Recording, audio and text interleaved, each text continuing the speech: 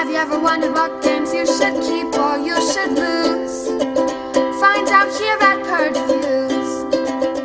Here's Terrorscape expansion, Amorphous Peril. You're gonna have the Strangler, which is basically like a Resident Evil or Stranger Things bad guy and an alien here. That's pretty cool.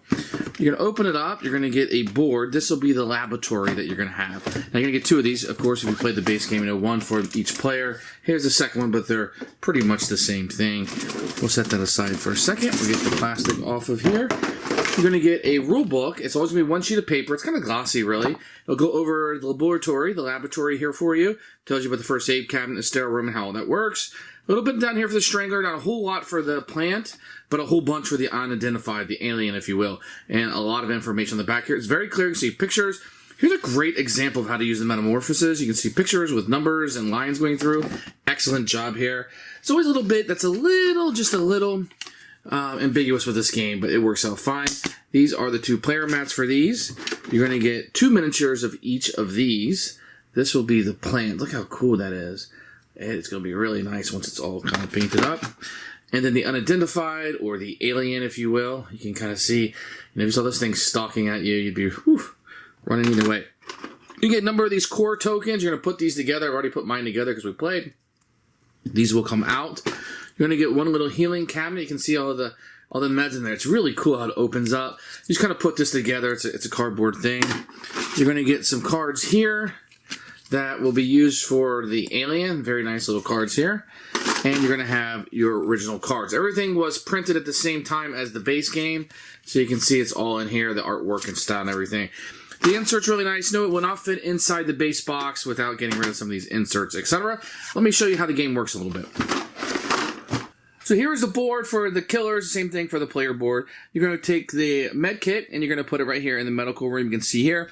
And if you go there, you can take this off the board and utilize it to heal and get rid of all your fear, etc. And that's where it'll be planted. The sterile room, which is right through here, if you move through this, which you'll need to get to the hidden exit or to search, etc., you're always going to make noise when you go in there, always. And then in the laboratory, let's see, B1, you are right here. This is going to be a locked door. So you're always going to have a locked door between the generator right here. So this will start out locked. You can kind of see there's a little marking right there. So that will be blocked when the game starts. It's nice to see that utilized a little bit. So with the Strangler, you're going to have, the first thing you're going to do at the beginning of the round is you're going to put him here. And he will start here on the exit. So you'll have one core token that is there. Now you can place more core tokens out on the board using skills. You can't have more than 5 out on the board at a time. If fifth one will come out, then you have to move one around.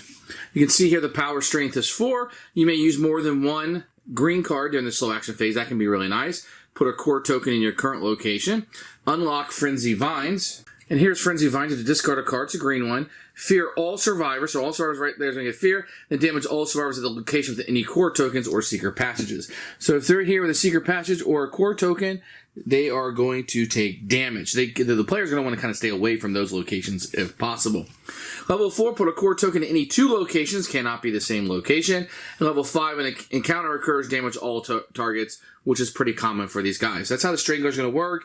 These core tokens are going to come out through card play and through leveling up, and they can do damage, etc. to the players while they're there. So this is the unidentified. Let's talk about it a little bit. You're going to have 2 locked cards, which is going to be different than most. The Acid Split and the Strident Noise. Strident will fear all survivors within the range of 3. You may put this card on top of your deck, and it also is in immediate play. So this one can keep coming out, etc. The Acid Spit requires you to get rid of 1. It'll happen in the green phase, and damage all survivors at your location and an adjacent location of your choice, then block the door in between. So you can put blocks, damaging people all the way around. So you're going to have 2 of these that are going to be available to you. And then as the level up, you can move through secret passages. That's nice and handy. Gain 1 evolve card of your choice. That's going to be one of these cards. So the effect of crawl changes to move. If there's no noise at the start of your turn, all survivors within 1 range must reveal their locations. At the end of your turn, if you're not in a stealth block, draw a card and block 2. The effect of creepy tunnel changes to stealth to any location, plus 3 strength when reappearing. So you can get one of those and kind of evolve into something else. Level 3, unlock one of the following Strident Noise or Acid Split. You get to pick one of those. Gain 1 evolved card of your choice, so I'm going to get another one of those cards. And level 5, when an encounter occurs, damage all, which is pretty common between all of them. That's how this guy is going to work. Now, one thing's going to be a little bit different here is the combat adaptation. It's going to remove a card from your discard pile permanently. This one's going to remove 2 cards from the discard pile permanently, plus 2 strength permanent as you evolve a little bit and have some evolution. Now, what that's going to do is it's going to make your deck smaller, right? And you're going to be able to burn through this deck. Get through some cards maybe you don't want as much, but you need to be very strategic about that. And that will help you as you level up. As you go through your deck, you level up. Going to help you get to these higher ones as you go. So I feel like this is, how do I think about this expansion? I do like the laboratory. I like the makeup. There's a lot of running around. I think it's a little bit harder for both sides, perhaps. And you have the room that always makes noise. That's very interesting. But the people do have a way to heal, and that is something you haven't seen in the other rooms. Now, as for the killers, I think these are very good killers. I think thematically they're a lot of fun.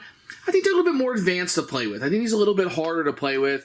The Strangler, you're putting those core tokens out, and you're hoping you can kind of boop, boop, boop, and do some damage to people as you're going.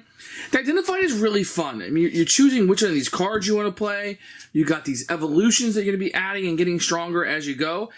You can see he only starts out as a 2, but he'll get more and more powerful as the game continues, where the Strangler is a 4. So when you're doing those dice rolls, a little bit easier to damage, but the Identify is going to be getting more and more powerful as you go on.